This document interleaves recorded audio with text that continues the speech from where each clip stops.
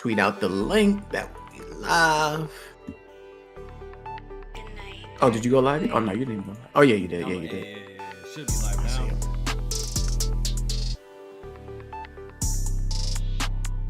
Oh shit.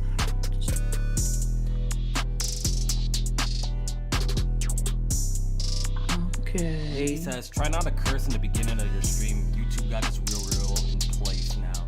Yeah, I think I've seen something like that. Like, you can't say a bad word in like the first 15 seconds or something like that. Yeah, they cracking down on like vulgar language and stuff like that and gaming content. But that's gonna be crazy because a lot of M-rated games and stuff have vulgar language too. So what that's gonna mean for like live streams and stuff like that. So I think I did watch the RGT video, and he was saying one of his videos had got like not taken down, but I think they like blocked. No, I think it did get like demonetized. I think it was demonetized, and yeah. So he was talking about it and how that rule is gonna impact a lot of people. So I don't know that cursing stuff, man. They really might be cracking down on that. That'll be whack though. Yeah. I be trying to tone my language down anyways these days. I only want to get really passionate sometimes and be coming out, but I be trying to tone it down a little bit too, yo. Sometimes see, I was just about to curse. Like, it's like second nature. Like, you know what I mean? Like that it's gonna be hard, especially when you like live streaming and it's a crazy moment. You go crazy, you gonna go wild, cursing up a storm. Like, it is what it is, though. I think everything's looking good. Mic check. Let me know how I am sounding, people. Let me know. Hopefully my mic check is good. 1 2 1 2. Let me know how J Main is sounding too. Hopefully everything's straight. Jack said he curses. F YouTube. Look at me. F YouTube. He said he's a big stepper. Yeah, he said he's a big stepper. Okay, Jack, I see you. Listen, Jack, when they use the term big stepper, they're not talking about weight. They talking about how you move in regards to the system. Why you do Jack? All right? Why you do Jack? Come on now. He gotta know. You know what I mean? I showed him that glizzy. You see that glizzy pizza I posted on the timeline? I seen that. Whew. You know, Jack would have been foaming out the mouth for that shit. He was talking about how many licks does it take. He was saying how deep it go. I'm like, hey, yo, chill. I just asked for a Jiggy Food review. Like, relax. I'm gonna have to come live with one of y'all if they demonetize me. Yes. Yeah, sir, go ahead. Yes, go ahead and come over to my side because I ain't even monetized. So you go ahead and say whatever you want. Exactly, right? Say whatever you want over there. J Main's channel, yo. That's free reign. We going crazy over there, boy. Real quick, let me shout out some people. We got Retromatic in here, Spencer Polly, Samurai Black, Leaky, Jack, Black Dragon, Rufflemutt, Chris, Jay Harvey, the people. As you guys can tell, this is probably like the 5th or 4th episode that we did a subscriber only channel. So if you commenting, you're a subscriber, so I appreciate you. And make sure you guys sub to my boy J Main as well. His channel's in the description below. All right, so we got another episode for these boys today, huh, J Main? Not too much happened this week, but somehow we all make it happen. You know what I mean? Of course, great show nonetheless. So will always be something to talk about. So here we are. Of course. But good game in episode 18. What you been on, J Main? What you been playing? Let's start off there. Pretty much same stuff that I mentioned last week. Of course, I'm on that Battlefield every week. Some more Elden Ring, got into that, and I was playing some of that Kingdom Hearts DLC. So pretty much the same thing. I'm trying to keep it light right now because I know, a couple games about to come out this month. We got Forespoken. Hold up. Relax, all right? We're not just about to skip over Forespoken. That is literally coming out a couple days before Dead Space, brother. You can't be hyped for that game. Are you serious? I'm absolutely hyped for that game. I played the demo. Listen, I 100%ed the demo. That should let you know how I feel about the game. Yeah. I 100%ed the demo. BG like busybody the game, busy work the game. Go get this. Go travel here and talk to this guy real quick. Well, no, it ain't. I do like doing that. See, I like to actually thoroughly investigate my games, explore, checklist and see what gamers, and checklist see what other gamers. things and see what other things they got to offer besides just the main story. Absolutely, I like to do that. I like to get my money's worth. So I wanted to see everything this game had to offer, and I was liking it. So I'm gonna be there for Spoken day one. It might get dropped. It might get dropped for Dead Space. But let you know, I'm gonna be on that motherfucker the day it comes out. All right, understand me. Yo, you know what people are calling it on the timeline? It's mad disrespectful. Foreskin. Foreskin? That's crazy. That's nasty. That's mad disrespectful, huh? That's fucked up. That's fucked up. Even when I see it, I'm like, yo, that's mad disrespectful, yo. How y'all call it Forespoken foreskin, yo? Like, y'all really disrespectful, yo. Shit is crazy. I mean, listen, I'm not gonna sit up here and tell you this is gonna be a game of the year contender or anything based on what I played. It's a solid 7.5 based on the demo I played, and that's enough for me. That's enough for me to dive in. I'm gonna buy it physical because if I can't keep myself invested, that motherfucker gonna take a nice little road trip to GameStop so I can at least get half back. So I can at least get half. I don't know how you're doing it. I'm planning on playing it on console too. Like after seeing the console version, it seems like yeah. That's another reason if I had the choice. But apparently, since you're on the topic of Forspoken, apparently they're actually gonna be showing the PC details soon and like more PC footage prior to release. Hopefully, it's a good port. But with Square Enix, you kind of never know what you're gonna get. So more times is bad. So based on that, like. I wanted to ask you, did you play Final Fantasy 15 on PC at all? I did. How was the port? Like, how did you feel about it? From what I remember, I think it got better over time, but I think day one it was actually good. I don't remember it being a bad port. I don't remember Final Fantasy 15 being a bad port.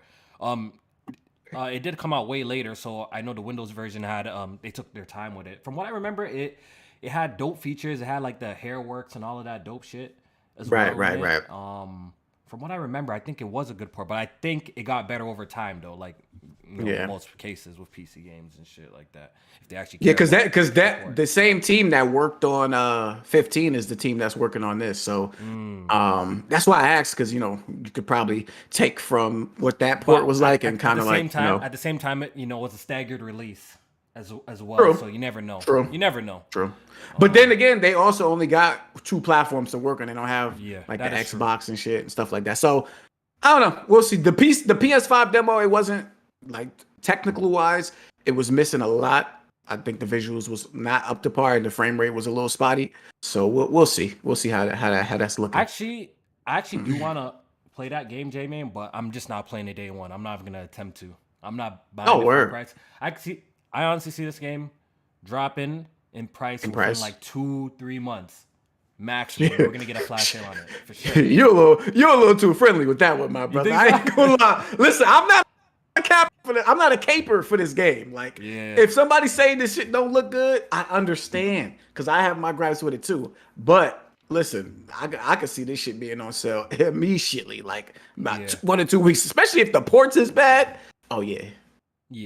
So I hope it's good though. Yeah. No, I hope it turns out to be good too. Like, I feel like it's a good $30 pickup. That's what, from me, like just looking at gameplay and stuff like that. It feels like it'll be like a good $30 pickup. So turn up my mic a little bit. I will do that. Hopefully, sounding better. I got my mic a little. Oh yeah, you're definitely louder. Put it in your mouth. It'll make you louder. Wait, hold up. What happened? So all right. Before I was rudely interrupted by J-Man going on a tangent. You asked me a question. You rudely interrupted. Now I'm the ruler. You asked me what I was playing. By mentioning that Dead Space coming out. That's what we need to talk about. Dead Space coming out. Did you see the official trailer? I did. How's it looking? It looked cool. I don't know, that trailer that just came out. What can I say? The game is looking fantastic to me already. I just think that trailer was okay. Like, it didn't do nothing for me in terms of my hype or expectations for this game. I think it's going to be a solid product. I think in terms of a remake, it'll be one of the better ones, especially because we know that they're going to be implementing other aspects from other Dead Space games into the remake of 1. So that already has me excited. That trailer, it was just cool. It was just Yeah. cool for me. How about you? What you thought about it? Yeah. Like you said, I'm already excited for the game. I'm already sold on the game, pretty much. So at this point, you don't really need to show me anything else. From what I Right. said, like you said, it didn't really like push a needle in any sort of fashion. But once again, the character model looks. I can't get over how Isaac looks. Like it just looks so great. The environments look fantastic. I just can't wait to jump into the game. I felt like Callisto Protocol was like a nice warm up. Now we're about to get like, you know what I mean, like the A main nice thing, what? man. It was like a nice warm up. It was like the warm up game. You know what I mean? Okay, So so that was I like warm up to go in the garbage, or like warm up, shut up, shut up. warm up to delete off your system. Callisto, Got it. Callisto Fire. You know what I mean? So it really put me in the mood for, one of those corridor horror sci-fi shooters. So I can't wait for Dead Space remake. Like I said, the first one is an absolute classic in my personal opinion. I think a lot of people would agree. Some people say the second one is better.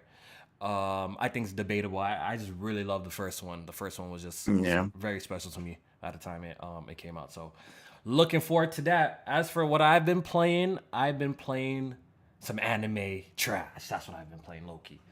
Huh? I've been playing One Piece Burning Blood. It's not trash, it's okay. It's Oh, okay. wait, that's out. I thought the It's not demo new. came out. No, it's an older game. Oh, that's the okay. Because I know older it's a new One Piece game coming out. I'm not. Yeah. I'm not It's tripping. Odyssey. I think it's tomorrow. I believe it's Oh tomorrow. shit. One Okay. Piece Odyssey. I think it's that. I don't know. Someone in the chat will tell me, but I think it's a turn base. It's a turn based RPG. Nah. I think Nah. it is. Isn't it not? What? If I it swear is, to that's kind God. of fire, yo. No, see, stop. See, you gotta stop doing that. I may be you wrong, want man. everything turn based now. Like I don't know what happened. Yo, Ever someone since in the like chat, you tell played me Persona confirm. 5, you want Oh, everything please, turn based. bro. You know I played turn based games before Persona 5. Like, Stop relax, it. bro. No, you didn't. No, Yes, I have. you didn't. Pokemon. Bro, everybody I played am Pokemon, brother. Setsuna. I am said. Did you beat the second one? Which one? I am Setsuna 2? There's a second See, one. you don't even know they had like a little spiritual successor to that. You ain't even know. See, you ain't Oh, I even think hit. I did. No, I think I know Yeah. what you're talking about. I think that game was ass, though. What do you mean? I think that game was ass. I remember what you're talking about, like Soul Sphere or some shit, like Lost Soul Sphere or some shit like that. Don't That start game me was- lying. Don't start. I don't know what the fuck I'm talking about. No, I'm just oh my saying god. shit. No, but I think the developers actually did make a second game, or I might be. I think might so. Be tripping. I think so. I I think think the they Lost did make, Soul like, a Sphere. I think I spiritual. had that game too, but I think I tried it and I'm like, this shit's kind of buns. Yeah, the chat is saying it is turn based though. I thought it was more like open world action, like RPG style. Yeah. I guess. I guess. That's actually pretty interesting to see. I'm quite interested.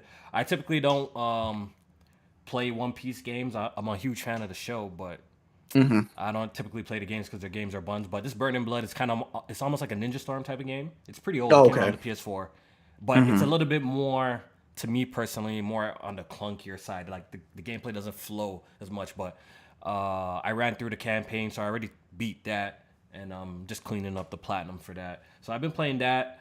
I took a break to work on my video, so I didn't like play games for like 2 days. I dropped the video. Right. If you guys are interested in checking it out, I'm about to say Go check that out. Amazing Sega console. Dreamcast, one of the most underrated, if not the most underrated console of all time. 100%. Kofi production on point as usual. 100%. Make sure y'all go watch that. Support the video on this channel right now. Go ahead and click that. Leave a like if nothing else. I would You know appreciate what I mean? it. Leave Yeah, a if like. you don't want to watch, just go ahead to the like button and leave. You know what I mean? And just support your boy. But I Absolutely. appreciate that. So I was working on that, and I just actually got off a game of Ages of Empires 2. It's still in our system. You know what I mean? I thought I would be done after the holiday break, but we just played a game real quick. I lost. I believe, did Tony end up winning the game? Yeah, Tony ended up winning the game. Anubis forfeited. I cleaned up Death Singer up.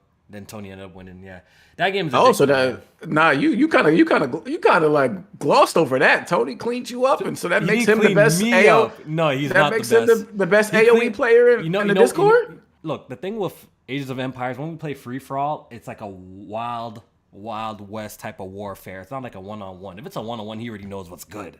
He already knows what's good if it's a one-on-one. But at this point, I was attacking and cleaning up Death Singer. Made easy work of him, by the way. Let me just put that out. Made easy work of him.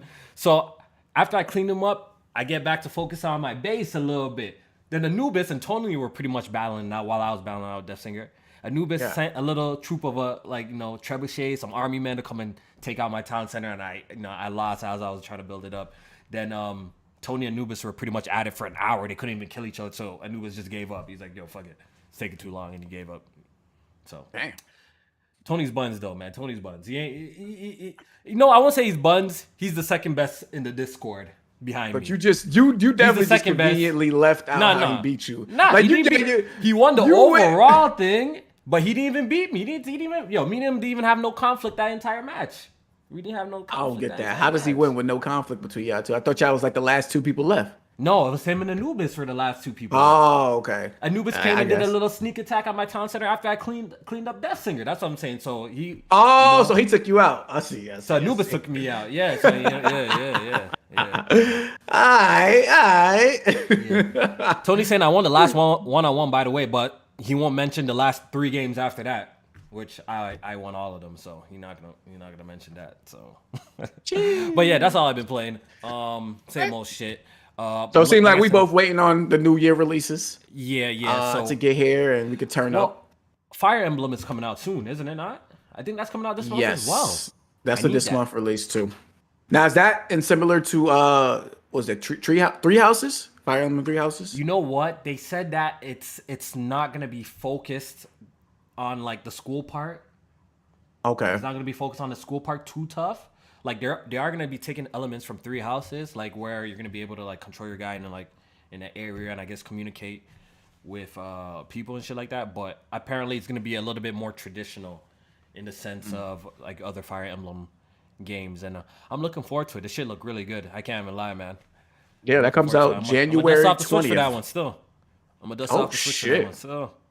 You know, that's saying a lot. Yeah, I'm gonna come back and slide in with the Switch gang people. You know what I mean? I'm gonna come back and slide in for Fire Emblem because I think that game is gonna turn off Fire. You might have to drop an apology track before you go ahead and play that, because the way you've been talking about the Switch, I don't think you allowed back, brother. Like I think you've been like, how when I invented it though? You dropped your flag. Like listen, when I invented it though. Generals drop their flag sometimes, and they go over to the other side and you know what I'm saying, sometimes they want to come back because it's popping over here on this side, and you can't just come back. That's not the way the gaming streets work. You know what I mean? You can't just come back. It's new authorities in town, so you gotta speak to the proper OG. I'm the OG, so they gotta respect it. If you actually go, I might be the first man to ever refer say Switch Gang on Twitter in reference to the Nintendo Switch. I might be the first. There was the Joy-Con boys. I was a Switch Gang. I was like very first on. I might have been the first. They ain't trying to hear all that. And I dropped 2 Fire Anthems. Come on, bro. I could come back anytime I want, J-Man. It is what it is. Look, that loyalty is big in the streets. So when you know what I mean? Once you break that loyalty, they looking at you different. They're looking at me like Gunner right now. That's what you're trying to say? Yo. His comment section is wild. I'm surprised he even posted anything. I would have put them comments on like private or something. Yo, you don't understand. I'm so curious how, I know this is going off on a tangent, but I'm so curious to see how like the rap industry is gonna adopt them. I know the fans are fans; they're gonna listen regardless, or you know, the casual fan doesn't give a shit. But I'm curious to see the little babies, the Drakes, the Futures. Like, are they gonna be the features and stuff like that? Yeah, are you gonna be making records with Gunna? I'm very curious.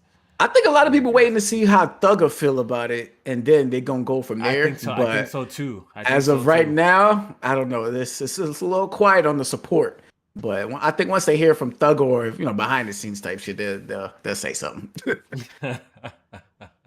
Yeah. So let's get on to some of the main topics here. Do you want to start us off with absolutely what's going on with Naughty Dog? Because I think we talked about it in the last podcast. But the reviews for the TV show actually came out, right? Like yes. Is it the whole season or the first episode like reviews? Like, so they reviewed the first season. So according to like Rotten Tomatoes, they had up their aggregate, of course, and then Metacritic. Last I checked, Rotten Tomato score was like a 90. What was it, like a 96 or something like that? That's last high. I looked on there. Yeah, so that was pretty high. Metacritic was sitting around like an 82 the last time I checked. And I think with games, TV shows, and movies is graded differently, because with games, like you'll get a must-see badge if it's 90 or above. With Metacritic, I think they give it to you with an 80 or above for TV shows. So they slapped that must-see badge on the Metacritic score. And so overall, it's getting really positive reviews. A lot of the reviews are saying it's a great story. Some people are calling it the best video game adaptation Oh, you're aiming for that, ever. so Right, ever. So, uh, glowing reviews nonetheless. Me personally, I still got my, I'm still holding out. I'm excited to watch it, but I still got some concerns.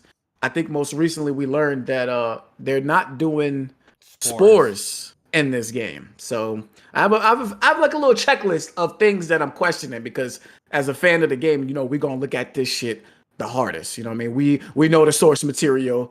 We know how the game front and back. We done played this shit multiple times. So we're gonna be the harshest critics. The public might see it different, but for us, the casting was one thing that I was already skeptical about from the casting of Ellie. And I might make my jokes about how she looked. It has nothing to do really with her looks, more so than her acting. From the clips that we've seen in trailers, I'm not 100% sold that she can portray an Ellie. Joel, I was a little bit skeptical, but from the trailers, I think he's gonna be all right. I think he's gonna be fine. And then, yeah, I think Pedro Pascal will be fine overall. And then just other weird stuff that they doing. Like, listen, I'm gonna just say this right here, right now. The recasting characters that were originally white in media as black, I am not a fan of that. As a black man, I am not a fan of that because it's bullshit. The race swapping. I'm not a fan of the race swapping shit. Like, if a character's already white, just leave him white. I'm okay with that. Just leave him white because now you're breaking immersion. Now you got all these characters black. Sarah's black. Maria's black. Like, why? Like that. Like, me watching it as a fan of the games, that shit looks stupid to me. And I don't like it personally because that's like it almost seems like they're doing that just so they can like virtue signal or something like that. Like, oh, see, we got black actors like in our TV show.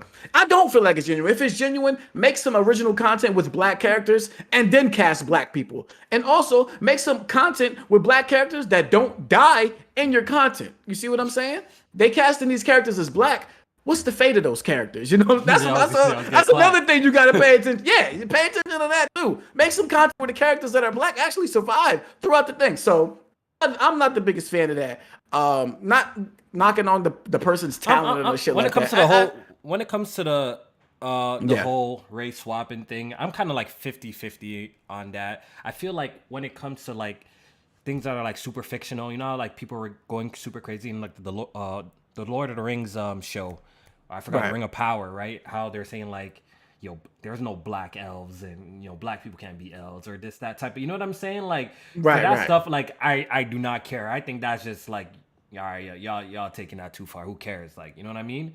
But for popular like iconic characters, I guess I could see why that you would want to keep the original, keep the original depiction of them. You know what I mean? Like, I'm not too mad at that. So, like, I'm a little 50-50 with that whole waist swap. And I think some people, in some cases, is not a big deal. In some other cases, I could completely understand, like, it would have been better if you guys just casted someone that's more true to, the source material. Like you're saying with, I don't know, Maria being black, Tommy's wife being black.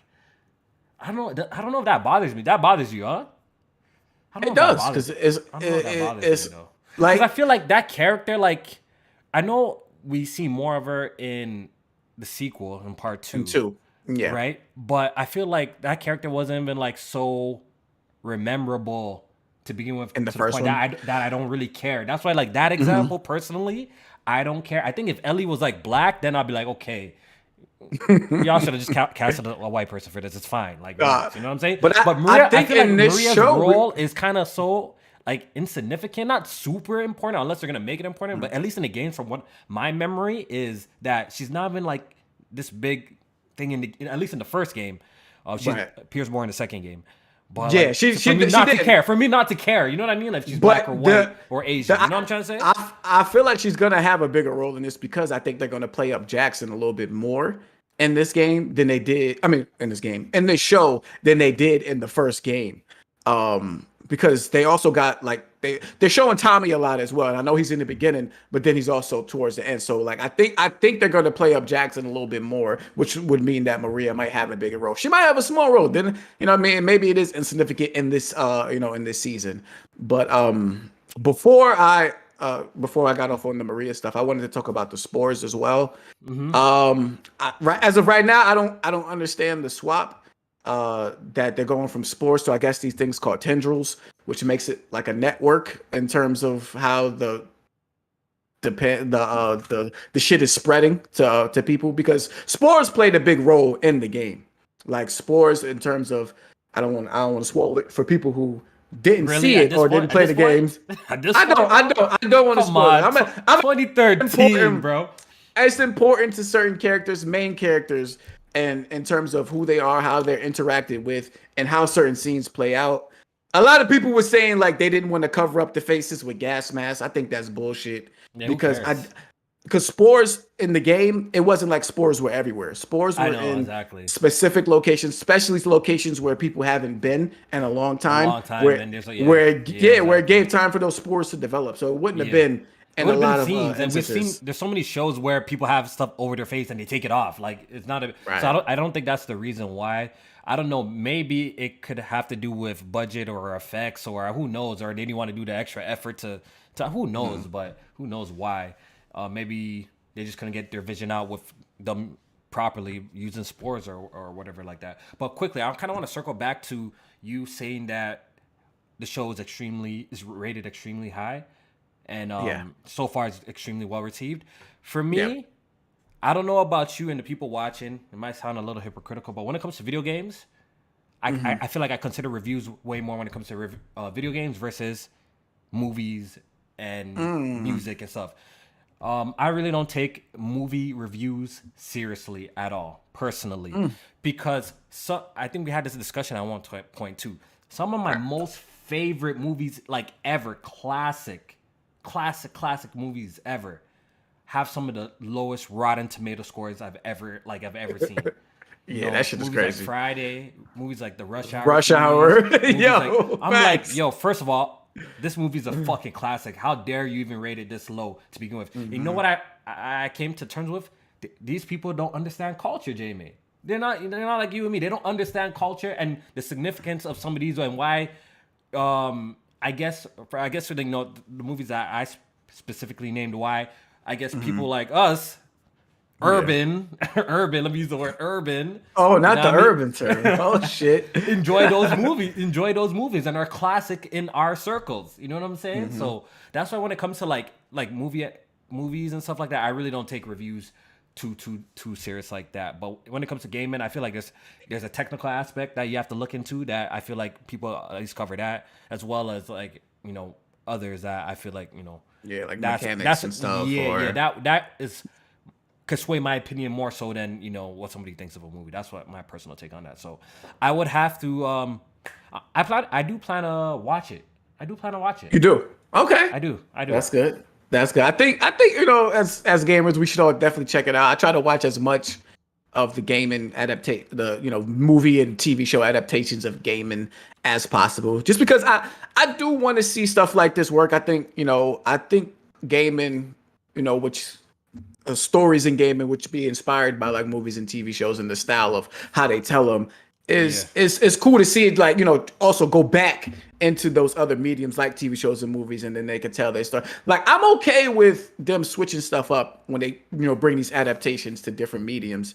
I just want shit to make sense. So like the whole sports things, I don't understand the switch right now, but if it ends up making sense when I watch the show, I'm okay with that. Like if it, as long as it makes sense, don't you know what I mean? And the thing that has me a little bit not too concerned is that because Neil Druckmann and the other director on the show, he talked about how like people are smarter these days about pandemics because of what we went through in 2020. So that's why they also switched up how spores and stuff work, because spores might have, I guess to them maybe spores might have looked to us like some foolish nonsense that would never really happen, and they wanted to make it as much of a grounded experience as possible. So I guess that could be why they switched it up. So we'll see. I plan to provide content for the show. You should. I think you'd be good at it. I think you'd be actually good at talking about that. I'm looking I forward know to a lot. your I takes know a on that. lot, so Yeah. I'm definitely interested. I'm going to be recording some content too for it. So y'all make sure y'all tune in, man. For Yes, real. sir.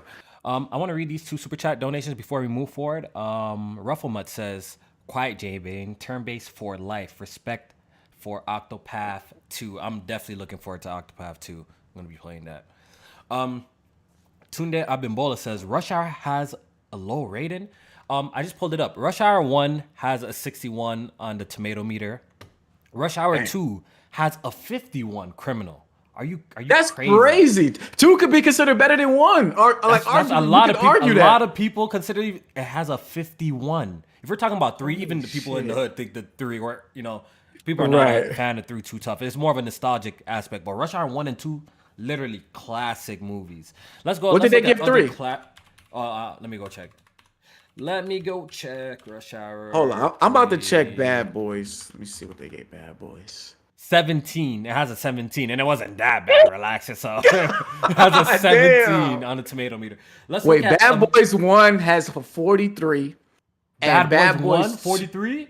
and listen to this, 2. Bad Boys 2, which is easily like That's the one of better the one. That's the best one. It is the has best a one. 23. It has a 23 on Rotten You Tomatoes. see what That's you see why I crazy. do not listen. You see why I do not listen to movie reviews or like Rotten Tomatoes, and I don't go by them at all because once again they do Yeah. not understand culture. So I can't. The people reviewing that shit, they don't understand. So they don't understand people like you and me, bro.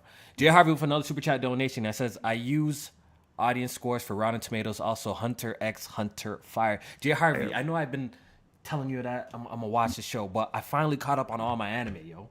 I caught up on Shit. I caught up on One Piece. Actually, that's a lie. I still got a couple of episodes. I caught up on Bleach, My Hero. I think I might give Hunter a try now. I might go back to a Jay Harvey. So I'm gonna I holler at you about agree. that. I kind of agree with him on his super chat with he uses the audience score for like movies and TV show I feel reviews. like the audience is more accurate. You see, know what's Yeah, crazy? because you can't use shit like that in gaming. Like a lot, like all right, Yeah. Steam is cool because it's like you can see how long the person has played the played game it. Yup, and shit like yup. that. But Metacritic, Metacritic, I never you go by user score. cannot look at user score. There's so much fanboy bullshit in there. I There's so never much look at other it. agenda bullshit. Never. Like you can't use that. You can't use that at all. Because even if a game is just under like some scrutiny because of like politics or this developer did something so I don't like, so they get freaking Right. review bombed and They stuff get reviewed like that. exactly. And if you go look at exactly. any sort of Metacritic, it's either a 0 or it's literally a 10 or you know what I mean? True, Like, yeah. Either way, it's crazy. I do not take user scores on Metacritic serious whatsoever. But you're right. I would say looking at Rotten Tomatoes, I would say the audience score is actually a little bit more accurate to what how I personally feel about something. You know what I mean? Like that's how I personally feel. It's definitely a lot more accurate if we're going by the score. But yeah, that's just my take on that. Neil Druckmann. We're on this topic of that too, so we might as well talk about this. Neil Druckmann apparently had an interview with I believe what's the guy from Washington Journal. What's his name again? Gene. Gene? Yeah, Gene. Yeah. All right. He had an interview with him, and I didn't watch it. I ain't gonna lie, but I think there was a part of the interview that kind of went semi-viral or pretty much viral, and the outlets picked it up. Is how Neil Druckmann expressed after I believe after experiencing Elden Ring, right? He expressed how he appreciated how that game told its story, like not directly, with cinematics and stuff like that, but just within the world and just talking to NPCs and the battered environments and like how just it told the story. And I know it sparked up a conversation that was like, ooh, like is Naughty Dog's next game gonna be influenced by Elden Ring? Then we got this goofy here, Jenny Maid. Yo, you shouldn't talk about Goofy our chat Jenny. like that. You shouldn't talk about our guys in the chat like that. See, I respect y'all. I wouldn't call y'all goofies like that. Like, I'm y'all talking about J Main. are I'm talking about J respectable Main. people That This goofy I J admire your Main. opinions. J Main came out and said that's bad news. How's that bad news, J Main? Explain to Fall us, from the grace. people that how's that a fall for grace from Naughty Dog that they actually want to make a straight up video game this time around? Fall How's that a from fall grace, man. How's that a fall from grace, sir?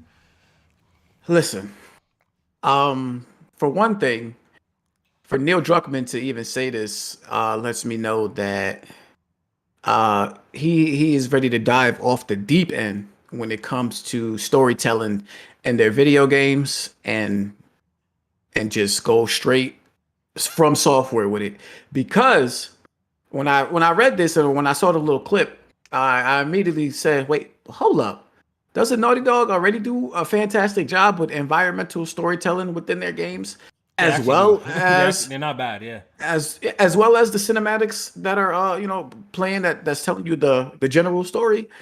And I said, yeah, I thought like I swear like every time I speak about Last of Us, I always talk about how the stories that are told within that game about some of the people that lived in that world, they have a beautiful like section in that game about the archer that you eventually meet in the garage, and like the shit that leads up to that, it's like it's amazing how you find like certain stories or you find certain notes and you're The reading notes. about his family and what he used to do and how he used to provide, and then you finally meet him, you're like, holy shit, I actually have to fight this dude, and then you kind of feel bad, and then you actually get his weapon, like stuff like that. I thought was what Neil was alluding to, but the fact that he's even like I said, inspired by Elden Ring lets me know that he wants to take it even further and dive into more of the general story being told, like Elden Ring does with the environmental stuff and running into NPCs and stuff like that.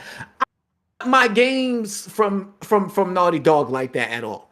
I don't, because I think I'm not I think opposed as to it. whole as a gamer, like we should have different things that the way stories are told presented to us. The way Naughty Dog tells stories, I don't think everybody can do shit like that. And to me, they're some of the best at doing that. So I would like for them to do that. If they want to do more environmental storytelling, I'm okay with that as well. If it's going to be an open world game, of course there's going to be more environmental storytelling. I'm okay with that as well. But I don't want it to sacrifice what we got or what we get from Naughty Dog in the way that they tell their stories. And I just think Neil Druckmann is leading more towards the other end than he is, staying where he is and just making it on a broader scale. You know why? Yeah. I think I had this conversation with BG too, because he just doesn't get it. You know why I think games like Elden Ring and Zelda probably are so acclaimed, besides they're backed by, or they're created by, prominent developers and stuff like that, very famous as well. Yeah. But I think it takes a formula that we already know, that we're accustomed to. It's nothing typically new. We've played open world games before, but I feel Right. like the sense of freedom and the sense of it's not it's just kind of do what you want and explore and just kind of create your find out the story yourself by bits and pieces here.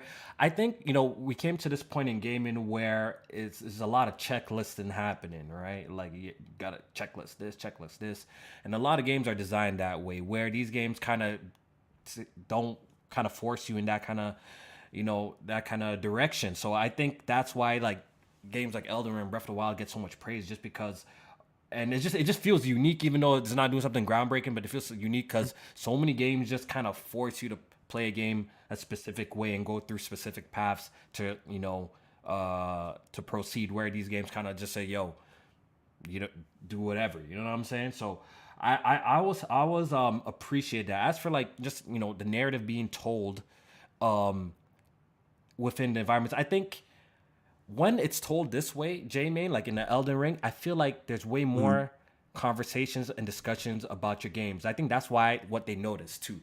Because now is when you don't know what the fuck is going on, you go talk to your friend, you go talk to other people who's playing the game, you go watch YouTube videos on theories, you go watch this on lords. And I feel like in the end of the day, I know you might disagree and not that, but at the end of the day, it makes your game bigger, because now we got people creating content on explaining this. We got people doing this. It's just an overall bigger community and discussion going around.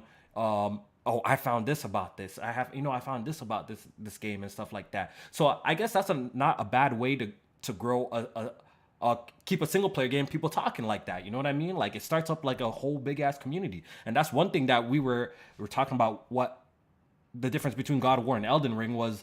God of War, the community aspect was apparent. That was just so much. It was just so much bigger in the sense that its impact was so big. Everyone was just talking about it, whether if they're talking about story stuff or everyone's showing their builds and stuff like that. So I'm not opposed to, Naughty Dog trying new things. I know people want them to keep making cinematic games over and over, and if they do, I'm gonna support it because I love their games. But if they want to try something totally different out their box too, I think they're talented enough developers that they can pull off some shit like that. So I want them to take risks, because at this point, these type of games, they've pretty much proven to us that they're masters at this type of game, this action adventure story driven narrative game. So if they feel like they want to tell their story in a different light away, I'm not opposed to it, and I ain't gonna call it the fall from grace. I ain't gonna call it the fall from grace. You know what I'm saying? Fall from grace. I want to see a talented dev try something new and out their comfort zone. And you never know, something great could be created out of that. You know what I'm saying? So like, because I haven't finished Elden Ring yet, but I'm pretty sure like that game has like a main path that you can follow for the story. Now, is it that you have to explore outside of similar to that outside of that main path to get more about the story? Okay, there's the overarching main story, right, with Elden, but they're like. It kind of throws you in this game where the lore is so fucking like the lore is massive. It's like a man wrote like an entire book about this, right? And there's so many stories within the game as well, like so many character arcs that if you actually do the side quests, which you claim that I don't do no side quests, but I did do all the side quests. Yeah, we know how you give it up. Got the platinum, by the way, so let's talk about it. And you probably killed 30 potheads to get the silver trophy. That's not how it goes. I know how them trophies be. That's not how them trophies go with Elden Ring. You actually have to finish certain storylines to get certain trophies. That's just a fact. And I did all of those storylines and stuff like that. So, and once you learn more about like the little stories and what happened, there was like this cool story where in Elden Ring, it's not cool, but like it was just how it interweaves with the story is pretty dope. Like you're traveling around, you come across this girl, she tells you blah blah blah, go to the something about my father's at a castle as whatever, I forgot what the castle's called, but my father's at a castle, can you tell him the this that right? So you go through, you go explore, you end up coming across a castle, blah blah. You find the father and you tell him like, yo, your daughter was this. You give her the letter, right? Then you explore some more. You go back, you find the daughter like dead, right? And the father's there, yo. Then later on, the father becomes like this invader NPC. That kid's like some wild shit. Like I love how like they do that shit in the game, man. Like it's really dope, man. There's a lot of that going on in Elden Ring, and I think maybe that's what's intriguing to people over there at Naughty Dog and Neil Druckmann himself to like, yo, maybe we need to take a crack at doing something like this, but in our own personal style, King Kovu with a super chat donation says, From Software storytelling / world building feels lazy. It's way cheaper to make lore with low production values than it is to make a cinematic story. You see, I appreciate the way these games are designed as well, but I think we are at a spot is like the things that Last of Us does is nothing new. I think their execution is just magnificent. You know what I'm saying? Like we've played games like this before, but their execution just takes it to a whole different level because they go super nose diving into the cinematics and shit like that. But I don't know. But I just like y'all. A lot of y'all complained about like because all of a sudden when Elden Ring or Zelda came out, it was like this checklist game and shit was a problem. How come none of y'all like turned off all those options for icons and so that you could truly freely explore the world and find side quests on your own and follow quests on your own? Like none of y'all did that when y'all play these games that y'all claim have these checklists. But y'all love this free expression of free exploration. No, but the difference between that, I could give you a perfect set. The difference between that, when you start Breath of the Wild, you can go straight to the boss if you want to, Jamie. That's the difference. Can you do that with Horizon? If I turn off all the mark checkpoints, can I go straight to the final boss? Bro, you could go to the final boss and get your ass whooped. Unless you like super nice at the game, you ain't beating that final boss when you first go there. I think that's the difference, though, Jamie. You don't have to go through these cutscenes after cutscenes to get to that point. I think that's the difference. Nah. So that's whack, bro. That's trash. Like that is trash. Like, why are you going to the final boss in the first 5 minutes? Like, what's the point? You didn't even. You can't. You don't No, even. you You can. can, but You that's can. trash because you didn't even build nothing. Like you don't even know like the story of why you're even in this world. You don't know what's going on. Like why these characters are doing this and that. You just want to go straight to the final boss and that's it. You know what? You see, That's that's why. trash. That's the thing about the narrative being told. Like when your game is designed that way, like you don't have to follow a specific sequence of events, and I think that's what's refreshing to some people. You understand what I'm trying to say? You don't have to follow. I get it, but to me that sequence of that events. don't make sense. That don't make sense to me. I like a story told to me in the order that it makes sense. I'm not over here and then I'm going all the way over on this side and I get more pieces with of Breath it. of the Wild specifically, you could miss if you play that game in a certain way, you could miss shit completely. Right? Exactly. Like, That's trash. That is garbage. You could beat the whole game and you miss a whole section of important lore. It's your player choice to go ahead. No, and do that. That's garbage. It's because then choice. you're talking about going on YouTube or talking with your friends and you piece of shit together. I'm just saying, like for a game like Elden Ring, where the lore is kind of, it's not this girl is the savior to mankind type of story. Now I got to go guide her here and bring her back. The lore of Elden Ring is not that. You know what? Like it's actually some real deep some real deep shit that even like it's some real deep shit that they just throw you in there that like a lot of people don't really know what the fuck is going on if you're just playing it for face value's sake. Because I don't want them face value type of narratives. You know what I'm saying? They built some Lord of the Rings type of fucking world with that type of shit. You know what I'm saying? So yeah. I don't know. I think it's two different styles, and I appreciate both of them. But I think just the whole point of this conversation is you not wanting Naughty Dog to go that route. I'm just personally not opposed for them to go that route with their games. I'm just curious to see how that would look like and what be. I'm not opposed to it. I feel like we I don't feel like we get enough good the way that Naughty Dog tells their stories. To me personally, like y'all say that's the standard way or that's not doing nothing new, but motherfuckers to me ain't doing it as good as them as a Rockstar. Those are like the two that I put at the top of stuff like that. But in terms of like the way Elden Ring or Zelda is telling their story, listen, nah. Like it's another way to do it, but I still also want the other way. I do like the way, like my biggest gripes about Breath of the Wild is not really how they told their story. It's just how I wish they had bigger and better dungeons besides the beasts or whatever they were called again. Like the way that Elden did it within memories, how like, okay, Link lost his memories and now you have to, you go to these certain points of events and you start remembering shit from the past. I thought that shit was kind of dope. Dope to me. You know, but if you skip all the way to the end boss and beat the game, then you don't even know what the fucking memories he lost was, or what the fuck is he doing there. See, I think what people like about that is just the gameplay freedom. You know what I'm saying? Like it's just the gameplay freedom in a sense. You understand? You don't see the appeal to it. You don't see the appeal to it. I don't because I like my games to where the story is. I'm absorbing the story as much of it before I complete the game, as well as the gameplay freedom. I need both of those to be on point when I beat the game. Like I don't want to beat the game and feel like I'm missing a huge chunk of the story because I didn't go over here and explore this portion of the world or do this portion of a side quest or something like that. Nah, I need at least the main story to be directly told to me. I get all that other lore shit from exploring and like side missions and stuff like that. That's how I like my games. Fair enough.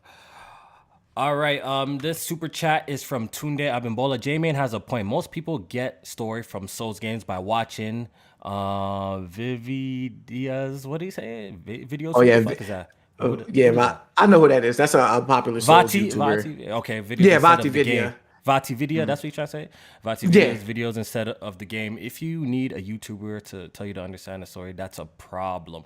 I don't think, once again, when it comes to Elden Ring, that shit is like some loader. Because I did some research on myself about that shit too. Like at the time when I was playing the game and I was trying to learn like the lore of the game and like the industry, like this shit goes deep in the sense where like It goes crazy Don't, deep, and don't just call some shit deep because you don't understand it. That shit is no, trash. no, it's not that it's trash. I'm just saying like it's well thought out. It's actually pretty surprising how it's like it's extremely well thought out of, and a lot of the things that you can miss because a lot of story parts of it is even through a lot of text too, from even like Yes. a lot of text from what's it called, like even moves that you do and stuff like that that help overall build the story. Like it's actually like Yeah, it's a big see, story. It's a really big story. that's crazy to me. You talking about like new moves that you learn, having like text you gotta Has read to text, has get text, yeah, major parts to of the get some story. points to the stories, That's and yeah, crazy. there's a lot of ways that like it overall It like tells reveals and yeah, stuff like that. So it tells this narrative through different things, and that's what he was talking about in the super chat with like Vatia Vidya, however you pronounce it. Is like he'll go through all of those texts and break it down and connect it to this yeah, and that yeah, and put the whole thing together. and that's what I brought up the point, Jay, man. Like you saying that's trash, but I feel like doesn't that like if a game executes that well, extremely well, I feel like it breathes another life into like its community. You know what I'm trying to say? Like you don't see how that No, I can absolutely do see how that. it How can that breathes it like can build the community and stuff build like that. a But how that builds a community though. I do absolutely. It was Yeah. like that with Bloodborne. Like I absolutely love Bloodborne, but it wasn't as open as Elden Ring was, and that's been my my gripe with my playthrough with it is how open it is, and my OCD kicking in and shit like that because Yeah. I want to explore everything. I want to make sure I understand the story, and it's just like this shit is all over the place. So I have to make sure I'm exploring everything when I'm playing it. So Yeah. Yeah. it's just a style of game that I think I'm probably gonna always find, a little bit of gripe with. The more open it gets, I liked it more when it was You linear. know why I do prefer like, or I do seem to like the two examples that we're talking about because even though since they tell their story like that, I always feel like there's even an extra emphasis on the gameplay portion, and that's what I care about most. The exploration and finding Just the new gameplay, things. yeah. Like the Mhm, gameplay portions of those games are really dope. You know what I'm saying? So mhm. I think um I'd narrowed a game like The Last of Us. Like we're looking at The Last of Us right here, and when you just think of it from a gameplay perspective, like it's very simple in comparison to like the other games that you can do. You know what I'm saying? Like it's very simple. It could be it's satisfying, it's good, but they're very simple gameplay mechanics because the story is kind of like the big part of your experience. You know what I mean? Mm. It's a really big part of the experience. 'Cause if you can imagine The Last of Us gameplay, but with a different story, not so great story, you probably wouldn't find it as enjoyable, right? You know what I'm saying? Where those games, you could play Um, those games without understanding what's going on, but in the end of the day, you're gonna have a great time playing one of those games because the gameplay is actually kind of the star, is no, actually the star more so. I think I disagree with Last of Us Part Two. I think that gameplay is like top notch. Even if it is like something we've seen before, I think they execute it to the point where it's so well that even if the It's story was trash, I would be able to complete enjoy it. something like that. Absolutely, Okay, okay. absolutely. I'll be Callisto, so you know what I mean. Nothing off the ain't nothing off. You know what I mean. Ain't nothing off the table when it comes to gameplay. Glinser says, which game you had the biggest gap in quality between story and gameplay? Oh, I got the perfect answer. What? Mafia 3. Oh my Mm, god. explain. I by about probably about halfway through that, not even halfway, maybe like a quarter way through that game.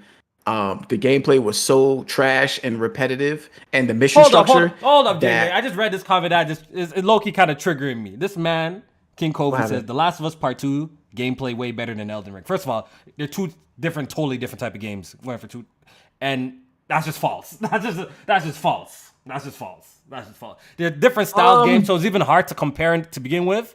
But you bugging. You bugging. So No what I way. say about Elden No Ring, way, what would I Jose. say about Elden Ring's gameplay is that while the variety is there, it's like the how can I say the animations and the fluidity of the gameplay I think is trash. Like compared to what top notch games are doing in that field of Mm-hmm. like sword play, bow play, magic mage play, like stuff like that. I feel like it's under the bar. But the variety is there. I disagree. I disagree with that completely because I think the style of that's how the games, that's how the RPG is. Like the style of game, that's what it is.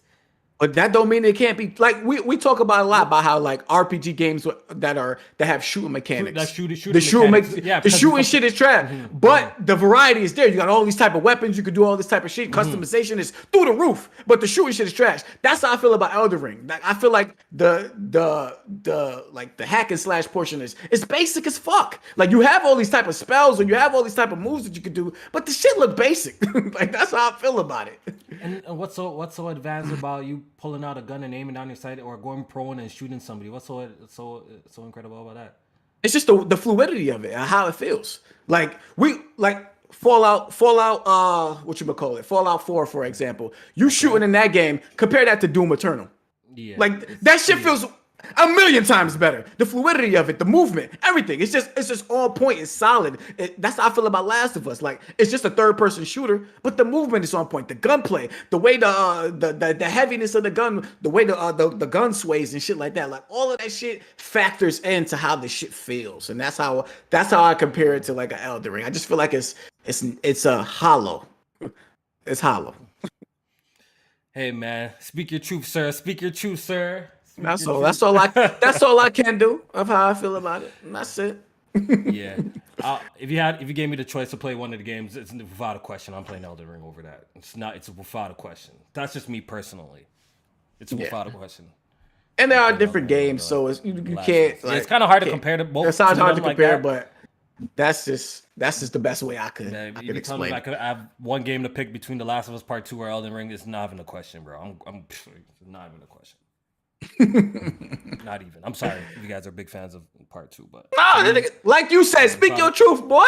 It's not even. It don't matter. It's all opinions and shit like that. You know what I mean? We you know what I mean? Speak your truth, man.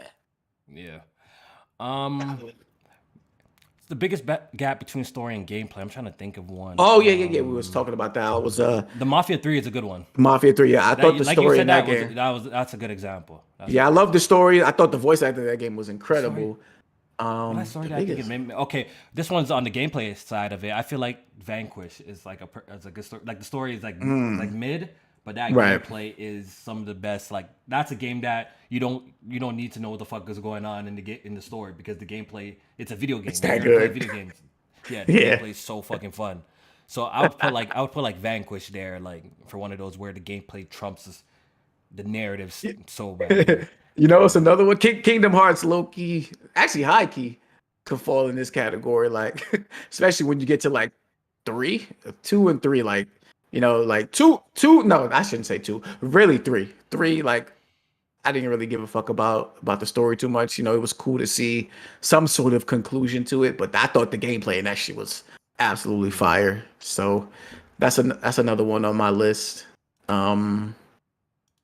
What else can I add to that? I'm on the spot. I can't think. I'm pretty sure if I were to go through some of the games I've beaten, I would find a whole bunch.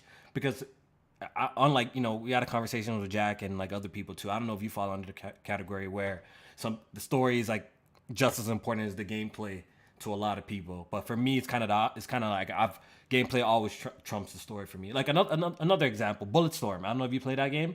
I would feel like the gameplay of that game trumps the story. That's what kind of carried the experience because the game is just so fun to play. You know what I mean? Right. I'll put Bulletstorm there. Like the older I get as a gamer, and like, you know, these consoles the hardware is getting stronger, and you know, they're putting so much more money into games. Like I need shit to be like on par both ways. I don't know. I feel like I think the older I get, the more fun. I do prefer the older I get. I prefer more single player experience, but I think I appreciate a game that actually introduces like cool ways to play, like cool new gameplay mechanics, and just a fun gameplay experiences more than the narrative. Like I do appreciate the story shit, and I think that's like the cherry on top if your story is like absolutely fantastic. And I think for genres it matters. I think we have to add that to the solution as well. Like if you're playing a role playing game, obviously. The core gameplay has to be tight enough to keep you playing because usually those games take forever to beat. But also the story has to be interesting enough as well. Like I don't think I could play a boring role playing game. You know what I mean? Like or Yeah, like that would be RPG. Like tough. yeah, 'cause I you know what I'm dropped a trying to lot say? of Yeah, RPGs because the game if the story because the gameplay was trash. because there's a lot of JRPGs that do exist that I do go and try, but I'm like, yo, this is some fucking weirdo weebo shit that I can't download. But the turn-based gameplay, the gameplay ain't that bad, but just the story is it's like the quirkiness of it is not really my flavor. That's why some of them that I try, I don't really fuck with. There's only a few that I really do gravitate towards, Yeah. as well. So I don't for think I me, mentioned this, but I tried to pick up Pokemon again. Like I haven't played Pokemon in a minute. And I think no, the last one I played was that's the pure Let's gameplay Go. based for me. Bro, I couldn't even get jiggy with the gameplay no more. Like that, Yeah, it's I'm very basic. It's very basic. I don't die to play Pokemon games anymore, but I'm done. I'm done. Yeah. Like I'm completely like the new Pokemon games. They don't even excite me no more. I'm done. I didn't even buy the last one. Yeah, it's over. It's buy the over last with one. when it comes to Pokemon. I tried to get back into it because I hadn't played that shit in a minute. But hell no, that shit is just boring as fuck. And you know that shit don't got no damn story. So Yeah, yeah. I think when it comes to like those type of RPGs, they gotta have both. That's one thing I would agree. They gotta hold down both, or excel in both categories. Where a lot of like I feel like hack and slash games, right. your story could be mid. You just need to give me some dope ass gameplay. You know what I mean? When it comes to shooters, it really depends. Shooters, yeah, people like the story, like Doom Eternal. Like it's not, it might. See, Doom Doom Eternal, I Eternal is don't actually another one where The they say gameplay is like really it's like the highlight. lore-based Yeah, and shit. yeah, The gameplay yeah. is the highlight. The game for is that the highlight of that shit. That shit'll who keep cares you what's going. really going on? You know what I'm saying? Who cares what's going on? Yeah. But just imagine Doom Eternal with a banging ass cinematic story. Like Oh my, that should have put it in the next J-Man, level. stop. And Yo, another see, the thing tier. about That J-Man should've been gamers, fire. yo, guys, you guys better pray Fire. that not all new gamers want to be like J-Man. Because if it comes to J-Man ass gamer, we will get a cutscene after every fucking 30 minutes of playing a video game. Oh, it was up to yes. this nigga J-Man, bro. We can't have Yes. too much J-Mains running around, bro. I'm telling you, bro. We're gonna You get games need with me. cutscenes You need me. every 30 minutes. We're gonna have some Or cutscenes. you gonna get games Oh like my Nintendo God. where motherfuckers ain't speaking, ain't no damn dialogue, ain't nothing, no The funny thing character is, development, no even nothing. though You don't know I got nothing beef about with the Nintendo, character you play. even though I got beef with Nintendo, but at least their games focus on the player experience and you actually playing the game for the They ain't most got no part. choice. They ain't got no choice. Their games can't run a cinematic cutscene if they tried. That should be a motherfucking slideshow. Yeah.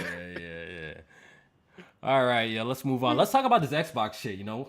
Let's get into this Xbox. 2023, the year of Xbox, baby. We shall see. Right now, they got what? 3 major releases that we know of. 3 major ones. It's Redfall, Forza Motorsport, Starfield. Besides that, we don't know anything else. Am I correct? Right? Obviously, they might have like little games For here and this there. year, you're talking about, yeah, right? Yeah. For this year, that's all Okay. we know about. We got some pretty good news. Jimmy, you want to break it down to the people?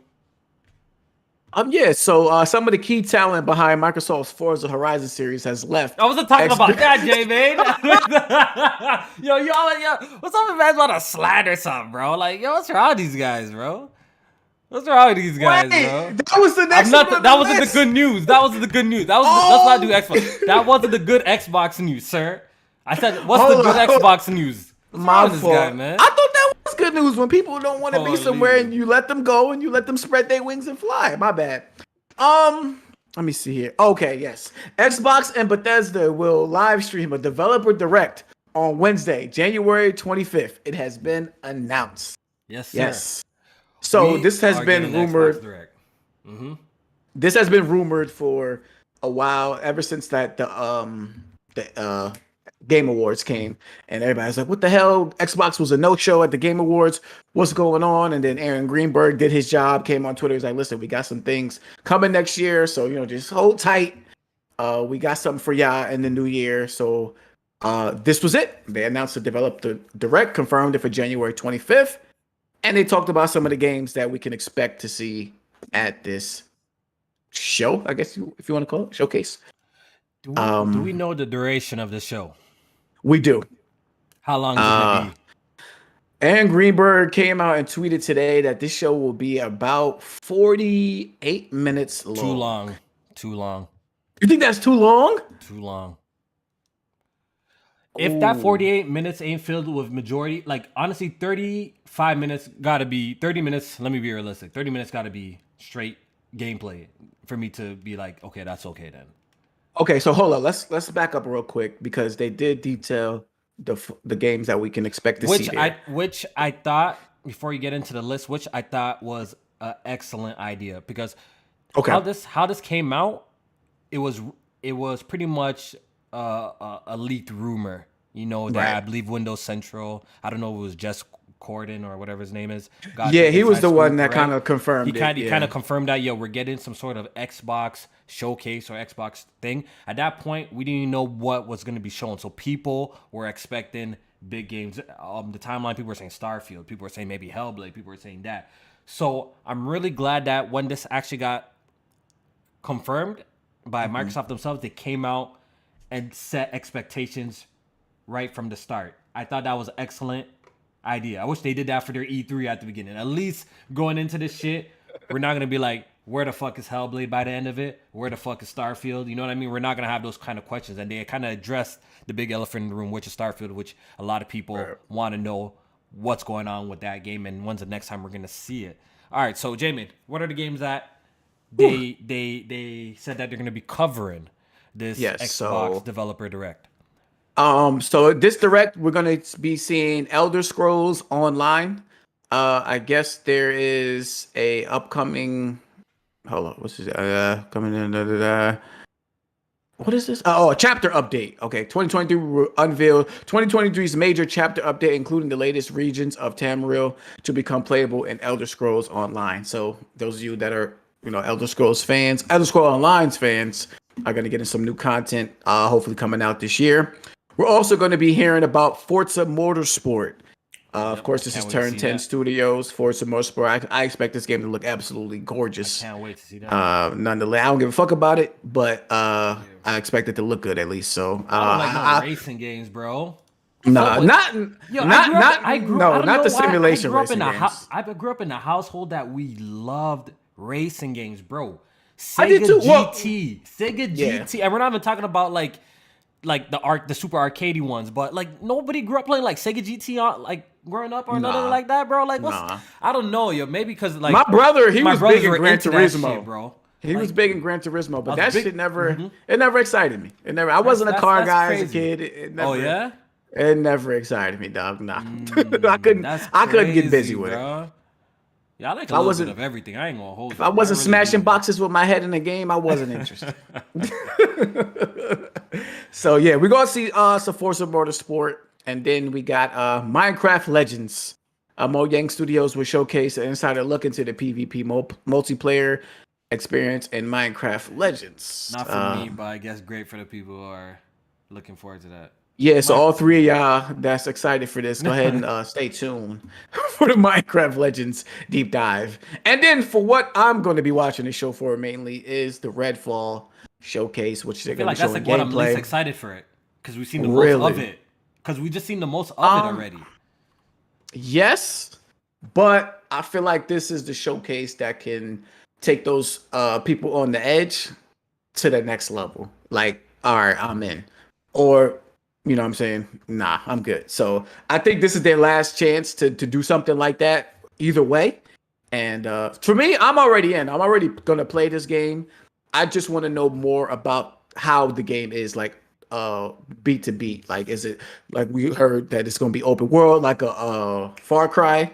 If it's gonna be like that, I want to see more of that. Like, what are the side quests like? What are some of the the mechanics within the world like? Not just they broke down each character and what the abilities are. So I want to see more about what the world Yeah, has to offer. yeah. So, We recently got a story, because we were just talking about it the other pod too. I think with Jack, the one Jack was on. That like, yo, right. we're a little bit like, yo, what is this game exactly? Because there's so much mixed messaging, and I don't know if it's really from the developers or if it's just from the community. People are just trying to figure out, yo, is this more like Left 4 Dead? Is this more like Back for Blood? But I think we got kind of a official word what the game is gonna play more like, and they're saying it's more on the side of like a Far Cry type of game. Right. Yeah, so they said like this game has like an open world. It has like a hub world. So when you at that hub world base, you can collect side missions and stuff like that, go out into the world and explore and shit like that. So um Hmm. it's not gonna I guess they say it's not gonna be like a Back for Blood, which is more like you collect missions and then you go and then when you load up that mission, you directly into that mission. Like in this Yeah. game, you gotta travel to the mission and then from there you're exploring and then boom and like enemies and stuff like that. Um, I'm not. I'm not expecting this shit to be no game of the year like type of game. It's Just gotta be. something It gotta be solid, something cool. Something solid. Like something cool, yeah. something different to play. I'm intrigued by the different abilities from the characters and stuff like that. So, you know, Yeah. it'll be Yeah. alright. For me, like I said, for me, out of all the games that they said that they're going to be showing, Forza Motorsport is probably the one I'm most excited for. It's a game that we seen the least of. Yeah, I know not everybody's into sim racers, but I want to see what new features that they got going for this game. You guys don't understand, bro. I've been playing the Forza series since the original Xbox. On the original Xbox, Forza, we played that Forza 2, 3, yeah. 4. I fell off the franchise. I did. It did get a little redundant with Forza Motorsport 6. That's where I kind of fell off. Forza Motorsport 6, Right. 7. But I'm ready to get back into the series again, and hopefully, the new additions that they're adding to this can, bring me back into the Forza Motorsport series heavy. And You something hear too, that, like Xbox Canada? I He's feel, I ready to feel, get back in. I feel, I feel like people don't understand the joy of taking a fucking, V12 around the track and just, hitting them corners, right? Even if it's just, like, I don't know. I've been, like, growing up, I was into cars. You know what I'm saying? Like, I was Yeah. into cars growing up, too. Me and my brother. So I'm really looking forward to this. I will be picking it up. Hopefully we get a release date. I think they said like the German page confirmed a release date for both of them that like we're gonna get it. And I hope it's Yeah, I soon. I think hope we don't every have to game wait too here long. should I get a hope we don't have to release wait too date. long, to be honest. If you had to make a prediction for Redfall and Forza, what would the release dates be for those two Release games? dates? Yeah, or months, like the release month. What do you think? What were we in January? So Forza, I could see coming out in like April of 2023, and April? then I'm gonna go May of 2023 for Redfall. April, May. Okay. Okay. April and May for I wouldn't be those. mad at April. Though April's not too far from here. Yeah, few Yeah, months. April wouldn't be too. I mean, Well, it's saying I don't spring. know. They Like said what? That's spring. Is that spring? They just what? said spring April? 20. Yeah, is that spring? When does Yeah, spring spring is officially start? April. Okay. April. Yeah, you April. might be No, right on that March. then. March April, is when March, spring starts. March. Yeah, Yeah, March March, spring. spring. So I could see April. Yeah, Shit, April, maybe even March. March. Maybe Yeah, even April, March. March then, right? I usually try to give like 3 months from like a big showcase to the release date, but I don't know. Maybe the shit's ready to go, and they just didn't want to release it like and it's like December or some shit, so they waiting for like Yeah. a next quarter or something like that. Yeah, yeah, yeah. So hopefully we get a good look at that. As for like the Elder Scrolls Online and stuff like that, I do not play those games. I was always kind of interested in checking out Elder Scrolls Online specifically for like an MMO because I do want to get into one of them. I usually give genres a try that I typically do not play it. I just haven't found an MMO that as connected with that I try that I actually want to stick with. You know what I mean? So. Maybe one day an MMO will come out. Maybe it will be the Horizon MMO. You never know, Jay, man. That Who would be knows? fucking wild if you end up loving a Horizon MMO after all the slander you put on a single player series, man. Like the Switch shit, That'll be funny you as ain't hell. allowed. Nigga. You ain't allowed. That'll be funny as shit.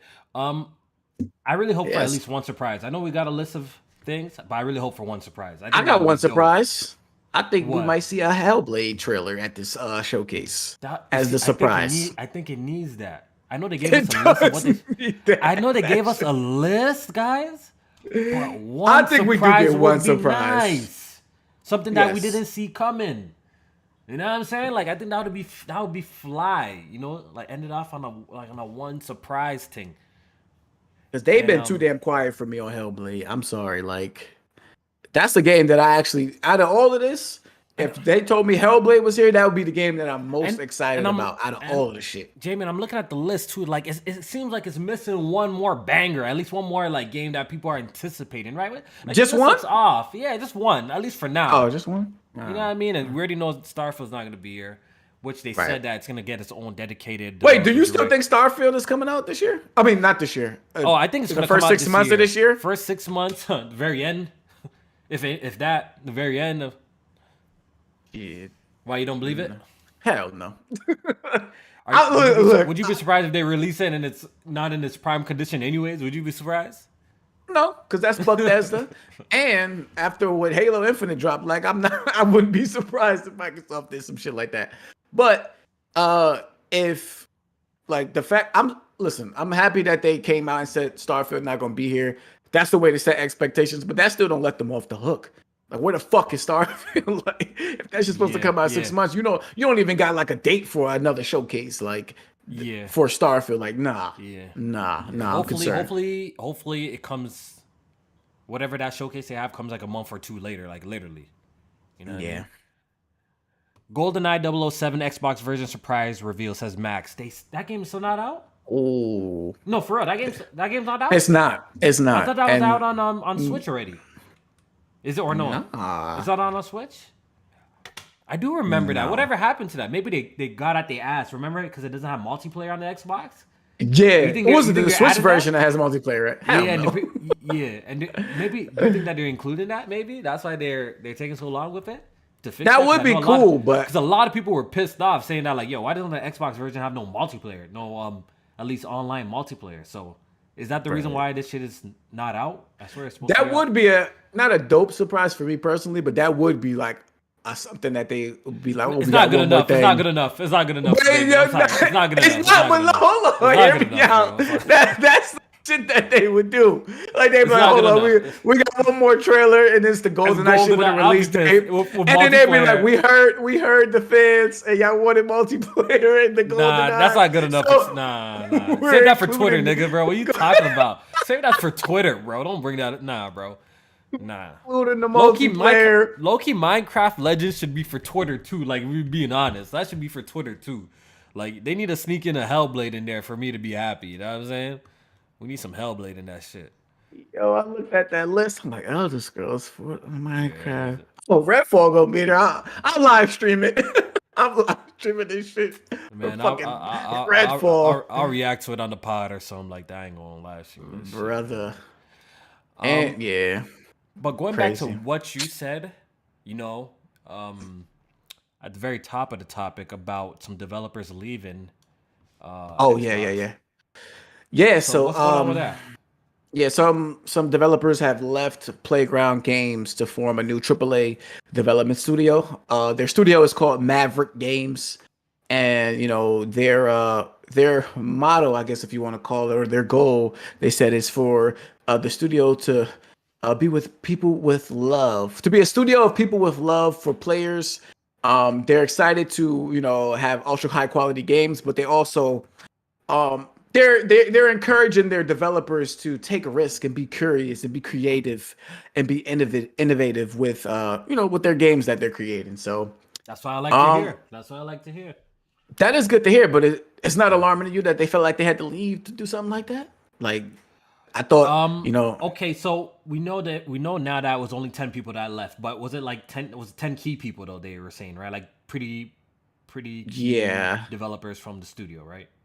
It's the chief operating officer who was previously the studio head at Sumo Digital. Executive producer, who was a former lead producer at Playground. Who else is chief technology officer, technical director, content director, and like audio director. I think they'll be fine. I think people are, when something like this happens, people are obviously, they jumping off a sinking ship type of, I don't think that's the case. The reality of the fact is, this happens all the time in the industry. You know what I'm saying? Like, people leave to go do their own thing all the time. I'm pretty sure what they have at Playground game, they could probably whip out another Forza Horizon if they really wanted to, like nothing. You know what I'm saying? So yeah, I did see that. These people weren't even working on. It's like it's something bad going on over there. I'm not holding too much stock to that though. Like, you know what I'm saying? Like, or do you feel differently? Nah, I read somewhere that these people weren't even like really connected to the Fable project. That they were more so on the Forza Horizons, The which Forza is a team. franchise that has been going on for a long time. So Yeah, they're on number if five. they I'm pretty didn't sure want to, they're good. I'm yeah, pretty sure they they can probably make burnt more. out of Forza, so They they want to make probably something like, different. nah, we good. We Yeah. good. So with Fable being unaffected, I read that, so I'm not gonna put no slander Yeah, you know on when the something like Fable this team. happens and people come up with these dumb shits. But like I said, like this shit happens if you've just been watching like what's going on in the gaming industry and like you just follow this stuff, like this shit like happens all the fucking time. You know what I mean? Yeah. People leave Sony Santa Monica, people leave this, people leave positions, form their own studios, become independent developers, get bought up later after they make a fire game. Like this, the cycle continues, bro. Like this I just shit think happens all the you time. like you got to pay close attention to some of the people that leave it and where they're leaving from. Because I Yeah. do think like if this was key people leaving from the playground game teams that's working on Fable, I do think that would have been a reason to like raise an eyebrow at it because Mm-hmm. there's been some articles out there that's saying oh, they're having issues with making an open world Yeah. RPG or this that and the third. So like where there's smoke there Using may be some fire, the Forza especially with Tech was the major latest people. one that we were hearing about, the 4chan, the Forza Tech, and they might be switching Yeah, it to like so. Unreal or something like that, right? Right, but this isn't connected to that, so I don't think it's that big of a deal. Yeah, I don't think something too crazy, but hey, shout out to them, and I look forward to whatever game they create. Hopefully, something fire that we all enjoy. So hold up, but real quick, so I've been having this like, not I don't know how to say it, this theory, I guess, that what's happening with the gaming industry. I know a lot of people feel like gaming is going down a terrible direction right now in terms of like Okay. creativity as well as the amount of attention to detail or just polish in gaming. So what I feel like is happening in the game industry, and this new Maverick Studio can kind of be, like an example of what's happening, is that I feel like a lot of important people in the gaming industry or at a studio, they are branching off and they are creating their own studios. But what's happening is those important people that are making their own studios don't have the backing that they did at like a big AAA publisher like a Microsoft or EA or a PlayStation or something like that. So what's happening is you're going to get those people that are passionate, that are great at what they do, but they're making a smaller studio and they don't have a bigger budget. So they're going to make a tight, smaller project.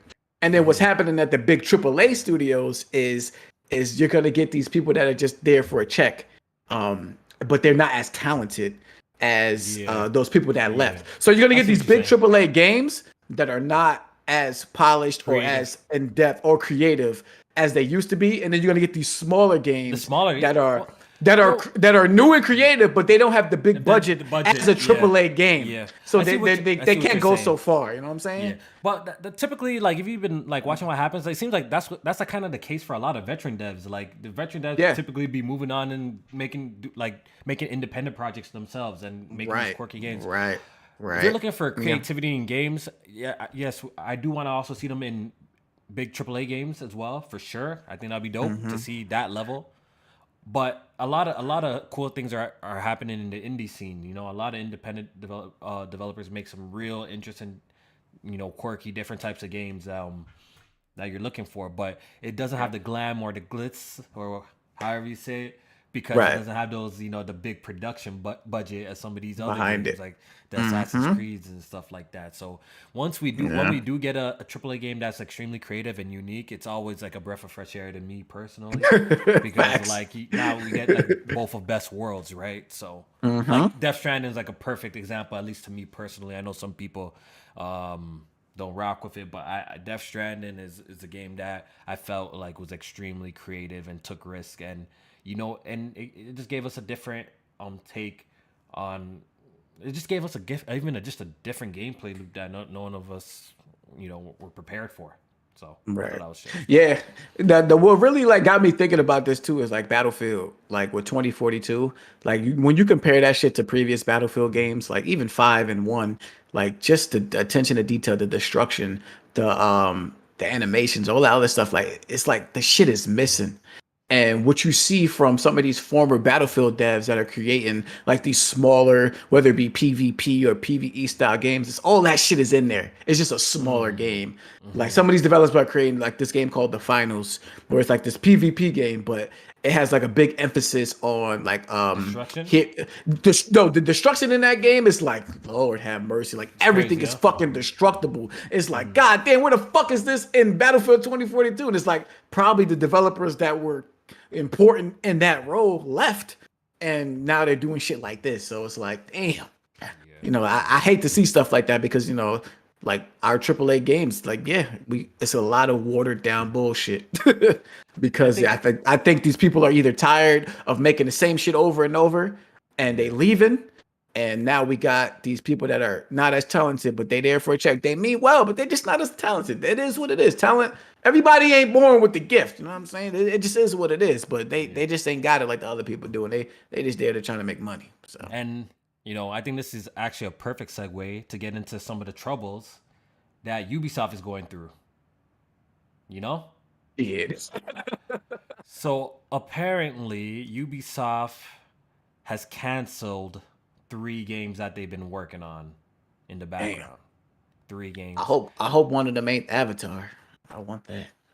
They're saying that they're facing major challenges as the industry shifts to mega brands. Are they talking about as big companies combining? What do you mean shifting to mega brands? Is that what they're talking about? Like Microsoft buying Activision type of shit, like PlayStation buying Bungie? Is that what they're referring to? No, I think what they mean by mega brands as in, or mega brand IPs, like only releasing mega brand IPs. Like what are they talking about? they talking about like games as a service because like I think something like a Fortnite or a Call of Duty can be considered as like a mega brand, and that's something that's gonna last over a long period of time that people are always gonna come back to and spend money based on like the battle pass or the seasons and shit like that. And we've seen Ubisoft like try and dip their toes in like the free to play or the hero shooters or the hero style games. And I don't think it's panned out for them. you see, the problem with Ubisoft is, let me tell you this right now, they're trying to catch one. This is what happens when you try to catch one. Yep. When your only goal and focus is to catch one, this is what happens, and that's what Ubisoft is going through right now. Their sole purpose is trying to just find a game that sticks, so they're trying to play the template. Let's see, this game's doing this, hero shooters, this game's doing that, let's make a game like that. But I feel like you're not truly being creative by creating games like this, and you're not gonna get something organically. You know what I'm saying? You're not gonna get something organically by making games with this type of philosophy going into it like that. And I think that's their problem. Well, at least from the outside looking in, that's what it looks like to me. They expressed how they were very surprised and disappointed that Mario Rabbids Sparks of Hope underperformed as well. Yeah. And you said that, prior to the show we went live, you said that you were surprised by this. Yeah, because I just thought like the first one was received really well. It was. And I really enjoyed the game too. Really great game. Yeah, and I was surprised to hear that because I'm not like a fan of those type of games, but I just thought like based on how the first one did, I thought the sequel was a guaranteed like hit. Like, you know what I mean, it'll do pretty good or good enough. So to hear that it underperformed, I was shocked. I was shocked to hear that. I think it's a different time.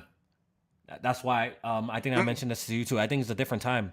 When the original Mario Rabbids came out, first of all, this crossover nobody saw coming. People were like, "What the hell?" I still remember when the shit was like was kind of leaked, and we were like, "Yo, what the hell is this?" And when we actually saw footage of it, the shit looked good. But it was a different time, right? I believe the game released I believe it was the first year of the Switch when this game came out, 2017. I think it was year 1.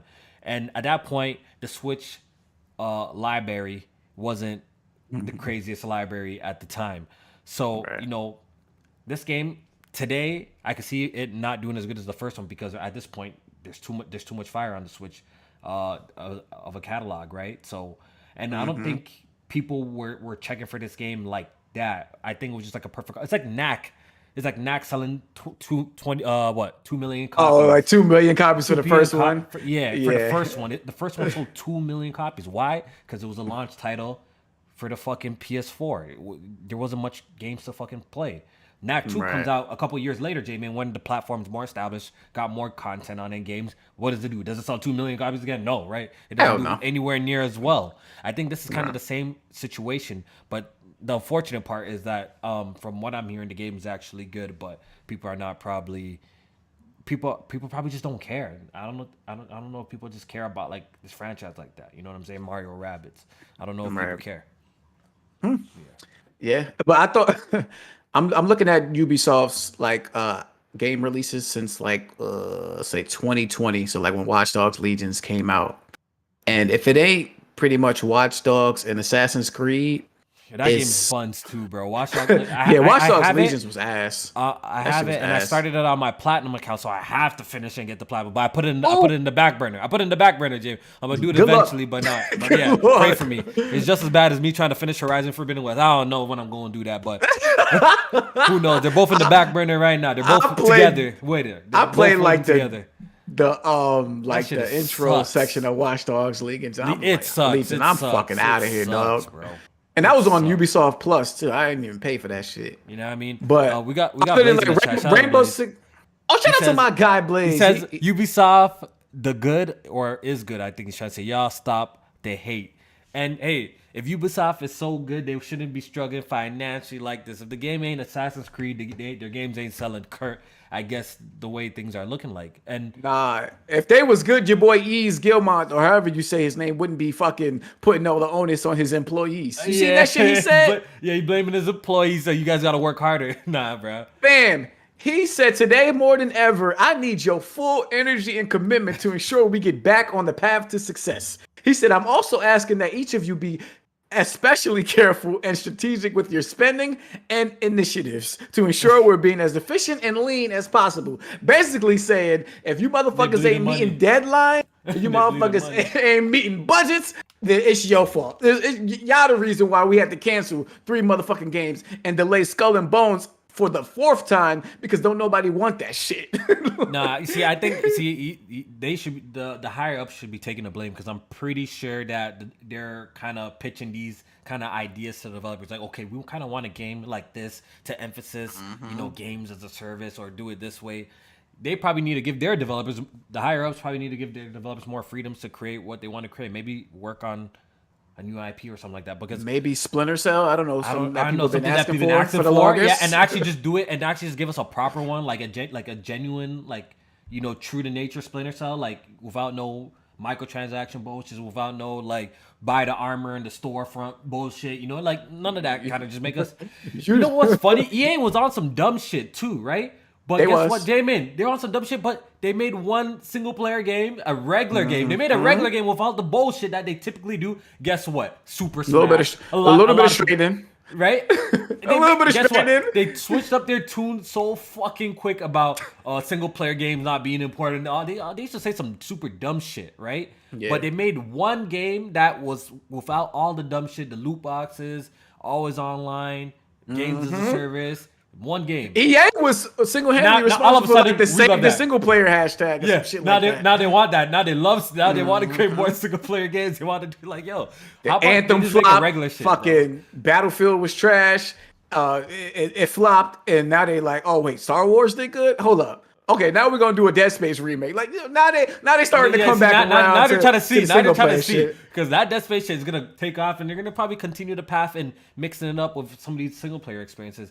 And back to Ubisoft, Skull and Bolts. Why the fuck isn't this game canceled? Out of the 3 games that got canceled, they canceled this one too. Who? J-Man, They can't who at this is point. checking for this game? J-Man, who? Bro, I've they never can't. went to the timeline, J-Man. I'm like, yo, that new Skull and Bones? I can't wait till that drop, bro. I've never seen it. Never. Yo, they Come on, they when announced did this this came shit out, in bro? 2017, bro. 5 years ago, and this shit is still suffering from delays. And we don't know when this shit coming out. Had multiple release dates. Like, damn, dog. Did this game change? Because I swear it was supposed to be just a simple PvP Yeah, ship battle type of thing. Like, did they change it into something else? I want to say it's still that. It's still that. I don't know, maybe just more in depth. Maybe they, just added more to it. But from what I say, I watched that like last gameplay that they dropped like 6 months ago, and it still seems to be more of that. It has, they just went into more detail about the shit that you're doing. But the only reason why they continue with this game, they got to recoup the development fund, at least. Being that it's a PvP game, maybe they can get some suckers to buy in on the microtransactions and buy some skins. Jamie, this shit ain't nobody checking for this shit, bro. Nobody's checking for this. Let's keep it a beam, bro. There's nobody. Ubisoft fans out there, but come on, bro. Like, nope. Once again, have you ever seen anyone have like some sort of discourse about, yo, Skull and Bones is doing this, I can't wait for it. I've never seen it. The only time this game is in the the only time this game is in the news cycle or in people's conversation is when it's getting delayed again. When it's getting delayed again, bro. What are we talking about? This game is dead on arrival. Just mark it down, bro. Shout out to my guy Strat, but he was excited. Don't tell me. He was excited for the beta for this game. Cook that boy when we get into Discord next time I see him. You better not tell me Strat saying he's hyping up this shit. He was like, "Nah, I can't wait to check out the beta and shit like that." Yeah, Strat saw some bullshit, bro. He on some bullshit. He ain't gonna play this shit himself. Yeah, he's capping. But nah, hold up, real quick though. When I knew Ubisoft was done, is when they took Rainbow Six Siege, right? That was a game that launched rocky, and then they built up so much goodwill. Like they got the shit back on track. Yeah. It was being supported. The player base was popping, right? The next Tom Clancy Rainbow Six game they come out with is fucking Rainbow Six Extraction. What the fuck is that? Why the fuck would you take all of that goodwill and make some bullshit ass PvE? Yo, they don't know what they're doing. Left 4 Dead bullshit ass clone. Like, dog, why the fuck would you do some dumb shit like that? Crazy. And they wonder why they gotta cancel 3 games. Cause you do some dumb shit like that. This is the result of being a follow body, bro. This is the result. Like, this is a perfect example. I want people to pay attention to watch this.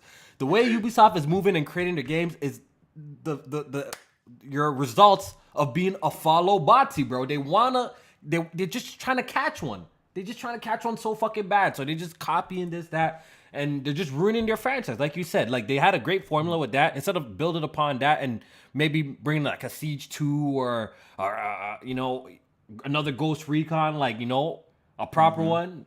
Look what they did. Fucking Rainbow Six Extraction with like monsters and shit. Like, who's coming up with these ideas? That's like, this is not okay. Who's coming up with these ideas? You know what I mean? So crazy, dog. Who knows, bro? Hey, we got like the next 10 Assassin's Creed games already announced. That franchise, that franchise is so big at this point that it's gonna do well. Like Assassin's Creed, that shit is what's keeping the lights on. Yeah, that's what's keeping the lights on at this point. Really and Just Dance. Exactly. If those 2 games didn't exist, what has Ubisoft got in like the past the past decade? Like, I guess they dropped Rayman Origins, which was pretty fire, but what else have they dropped in terms of like some AAA shit? I'm trying to think. Wait, didn't this shit get canceled? Hyperscape was their first-person battle royale game. I don't think that. I think that shit flopped too. Yeah, they had hype. I think it did. Then they had fucking Roller Champions, Immortal Phoenix Rising. I guess that was pretty. It came out. I saw that flop too, though. It probably did, but I think it was well received, like critically. But I don't think it might have not have did the numbers. I thought it was Max in the chat just reminded me. Didn't they announce a Prince of Persia remake? Yes. You see, you know what Ubisoft needs to do? They probably need to go. They need to do what Capcom was doing when they were like, falling off. They need to probably just. I know it's gonna sound bad. They probably need to ease their way in with some remakes, some absolutely remake. I know it's gonna sound bad, but they need to go all the way back though. Like remake the original Splinter Cell or some shit. Like revamp it completely. You know what I mean? Like Capcom has so many fucking fire IPs. Like the fact that they were like doing ass at one point in time like boggles my mind because they have some of like the greatest games I've ever played in my life. Like growing up, Capcom had some of the illest IPs as well. So they started remaking their shit and they started getting their money back up. You know what I'm saying? And Monster Hunter started going crazy again and shit. Maybe Ubisoft needs to go back and just remake some of their classic games properly though. Not no foo-foo remake. Remember we saw like clips of or like screenshots of the Prince of Persia? That shit was looking rough. Man. You remember? I was glad that they delayed it indefinitely because that it wasn't looking like nothing that we needed. Like, nah, I can keep that. Exactly. And those, I think a Prince of Persia today will probably do good if they were to reboot the franchise and actually do it properly. You know what I'm saying? I agree. I feel like that shit would do fire. Like, it already has like brand recognition. Like old heads like us and people who grew up in that era know about the franchise. So we're already gonna be hyped already if the game looks fucking good. You know what I'm saying? Right. So like, they need to do some shit like that, man, and stop with this chasing one. They're always trying to chase some, bro. Like, cut it out, bro, with all of that shit, man. I heard there was a rumor going around that What? that Ubisoft, I swear to God, I seen a rumor that Ubisoft tried to like pitch a sale and nobody fucking wanted to buy them. I was crying. At this like point, they went around trying to sell themselves and nobody wanted to buy them. It's actually an L. Son. It's actually an L. Like, I remember when like Microsoft was like buying Activision and doing all this shit, and PlayStation fans like, hey, yo, PlayStation's about to cop Ubisoft. That would be an like, L. Fuck bro. out of here. That would be an Never. L. PlayStation and Ubisoft games don't even match. Like, PlayStation makes better Ubisoft games. Like, what are we talking about? Exactly. That'd be an L. That's not Ubisoft offers nothing. Yeah. Their price better be low, bro. Fuck, they better be cheaper than Insomniac, nigga. Like, what are we talking about, bro? Insomniac putting out fire, bro. Like 10,000 for Ubisoft. That's about it. That's all I got. 10,000. Honestly, the biggest asset is Assassin's Creed at this point. If you get that, that's a W. Like, if you just get Assassin's Creed, that's a W, I guess. Because yeah, that shouldn't make money. The casuals love that shit. They love that shit. One last topic before we get out of here. Hogwarts Legacy. You want to talk about how PC gamers are frauds? Oh shit! What happened with them? What's the narrative about that's going on with PC and what they're willing? Well, they don't pre-order games. They don't pre-order games. They don't pay $70 for games or full price for games. We would never accept that. PC gamers would never go for that. This is 60, but it is full price, so on Steam. So full price. Oh, okay. This is not one of them games that they jacked up the price? No, this is 60 on Steam. Okay, then that's good. I ain't gonna lie. I went straight to when I seen this article. I went straight to Steam. I'm like, wait, how much is this game? Because I was about to go crazy. Because you know what happened with Call of Duty? Remember what happened with Call of Duty? They ran that shit up. They ran that motherfucker up. Call of Duty was so I guess I have to reserve some of my slander because I was about to go OD dumb if this shit was like that $10 increase. I was about to go crazy. But I guess I'll dial it down a little bit. But it's looking like Hogwarts is currently PC's players' most anticipated game, Jamie, at the moment. Yeah. This game, I think, is coming out next month. And as far as pre-orders go, it's a top seller on Steam for Hogwarts Legacy. Even like on console, I looked at the Amazon chart list. Like, Amazon chart list is usually dominated by like Nintendo games and like what you call those, like the cards, the eShop cards or the PlayStation Store cards. But like when you start getting down to like the releases and stuff, Hogwarts Legacy wasn't that far down the list. So it seems to be doing well on multiple platforms. There's a lot of hype for this game, and absolutely. The controversy, I think, is probably getting people even more hyped for this game, J-Man. Well, we know as gamers, controversy, like when motherfuckers try to tell gamers to boycott a game, they want to buy it double. They want to buy more. They're gonna be like, wait, why are we boycotting? Oh, fuck out of here. we gonna double two down. Copies. I'm gonna need 2 copies. I see people say that they're gonna need 2 copies. So pretty much, I think there's some controversy surrounding this game. So this game is 100%. I'm down to make a bet that it's gonna get review bombed, probably because of this. From like the user scores. You don't think so? I think the user scores probably gonna review bomb this shit and they're gonna do some weirdo shit. Maybe on like Metacritic. Yeah. Steam, or you think the gamers are rallying behind it? They're like, yo, fuck what y'all I do. About. I do think the game, because all right, so the elephant in the room, the controversy is with J.K. Rowling, who of course is like the creator of the whole wizardly world and stuff with Harry Potter and stuff like that. Even though she is not directly connected to this game per se, she is the creator of, the Harry Potter franchise and stuff like that. And she has said some things about, the transgender community as far as being, a real woman or a real man and stuff like that. So, I mean, it's like, low key. I mean, I don't think she said nothing wrong. I'm gonna just leave it at that. But Um, You you're about to get GG canceled, yo. What's wrong with JV, bro? You're about to get GG no, canceled. listen, I'm listen. What she said, man. Listen, that's the way I look at life and the way I look at shit going down. I don't think she said nothing wrong, but a lot of people are up in arms with what she said, and they want motherfuckers to boycott the game. Um, and motherfuckers they're not having it. Whether it be they don't disagree with what she said, or simply because they want to support the developers on a game that looks fantastic. I think me personally, the game looks great, and for them to want me to boycott something, not only like so if you say for instance you're hurt by what she said, right? So you want to, I guess, hurt her pockets, even though she's damn near a billionaire. She the boycott. So say if it does hurt her, it also would hurt the developers in this game who have nothing to do with what she said. So why would I want to hurt a developer that I think a game looks great? You know what I'm saying? So that right there, I'm not gonna boycott it off alone. Let alone I don't disagree with what she said. So that's pretty My much the premise of how I feel. yeah, my take is everybody follow your moral compass. For me personally, I can't wait to play this game. This is day one for me, baby. You know what I'm saying? I'm in there like swimwear. Look, I'm not even somebody who's a Harry Potter fan, so I don't really give a shit about this.